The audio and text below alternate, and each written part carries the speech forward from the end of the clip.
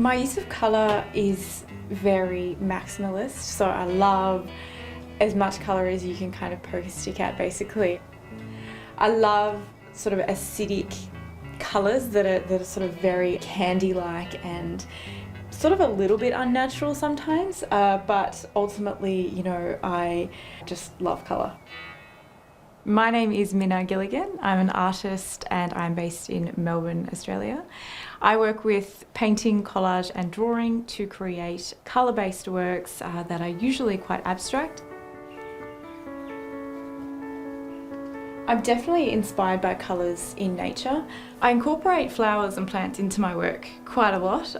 Usually in my more kind of abstract-based drawings and paintings, I find that I always go for a kind of floral shape as my kind of automatic drawing language. And then more sort of realistically, I use a lot of collage material, and a lot of that is usually flowers. My main influences are 1960s and 1970s aesthetics and the idea of what that time period was for me as someone who's experienced it through the internet. The 1960s and 1970s was a time where colour was so prominent, and now it's kind of sort of paring back a bit, and I admire the kind of maximalism and the unapologetic kind of use of colour that I thought was so wild and kind of wonderful and interesting and new. My inspiration largely comes from time that I spent in op shops. So my sort of main place that I look is the sort of plants and garden section. I love vintage floral design books. The other thing is the quality of sort of colour printing at that time. It was very new, so we had this kind of real technicolor, very kind of saturated sort of quality of printing that I really love to see.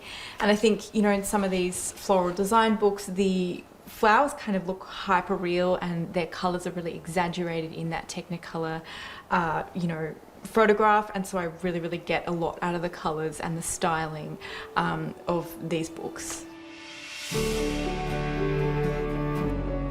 I approach an artwork usually very openly, so I often am very quick to want to disguise the white ground in front of me. So particularly with a drawing, I will just get down a bunch of kind of colour, and they tend to kind of look like scribbles. And then once I've kind of covered all that white ground and I'm feeling a bit more comfortable, I'll go in and sort of try and sort of build up and sort of pull out some composition. I really love doing things, hand making things. And I think that's what makes an artwork for me, being able to see the touch and trace of the artist's hand.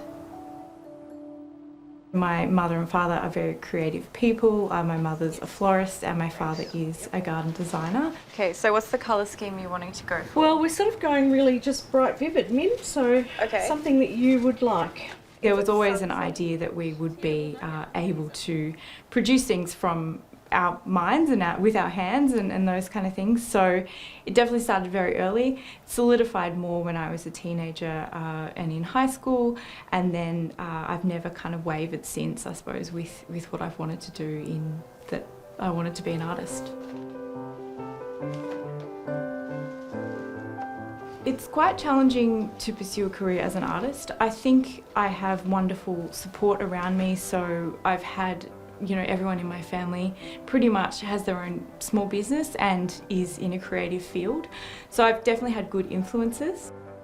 Highlight-wise in my career, I definitely feel like every time I sell a work is a highlight. I really get that sort of fuzzy feeling, you know, knowing that somebody would love to have an artwork of mine in their life and in their home. And generally and larger sort of speaking, a highlight was definitely showing at the National Gallery of Australia and having my work purchased for their collection. I spend quite a bit of time in the studio, whether that's drawing, painting or collage, or all three things. It's always a surprise and it's always a wonderful process, going from essentially scribbles on a piece of paper to something that is a whole kind of world. And I really love seeing that kind of appear before my eyes. I just really enjoy seeing a work take place from nothing. You know, I love that.